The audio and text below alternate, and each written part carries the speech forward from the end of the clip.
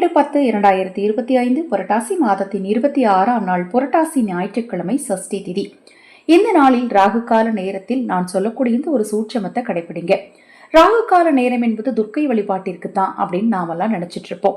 ஆனா அந்த ஞாயிற்றுக்கிழமையில் வரக்கூடிய ராகு கால நேரத்துல நீங்க முருகப்பெருமான வழிபட்டீங்க அப்படின்னா உங்களுக்கு முருகனின் பரிபூரணமான அருளால நீங்கள் நினைத்த விஷயங்கள்லாம் உடனடியாக நடக்க ஆரம்பிக்குங்க. ராகு கால நேரமான மாலை 4:30 6 மணிக்குள்ள உங்க வீட்டு பூஜை அறையில ஒரு நெய் தீபத்தை ஏற்றி வைங்க. ஏற்றி வச்சுட்டு முருகனுக்கு பிரசாதமாக தேன் அல்லது தினை மாவு அல்லது செவ்வாழை பழங்களை வைங்க. முருகப்பெருமானுக்கு இப்ப நான் சொல்லக்கூடிய பூக்கள்ல எது உங்களுக்கு கிடைக்குமோ அதை நீங்கள் சூடி வழிபட்டால் போதும். உங்கள் வாழ்க்கையில் இருக்கக்கூடிய பிரச்சனைகள் எல்லாமே தீரும்.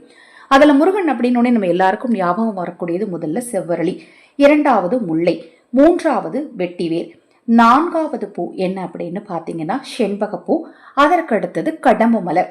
இப்ப நான் சொன்ன மலர்கள்ல உங்களுக்கு என்ன மலர் கிடைக்குதோ அந்த மலர்களால ராகு கால நேரத்துல நீங்க முருகனுக்கு அந்த மலர்களை சாற்றி வழிபட்டீங்கன்னா உங்க வாழ்க்கையில் இருக்கக்கூடிய பிரச்சனைகள் எல்லாமே நிச்சயமா தீருங்க.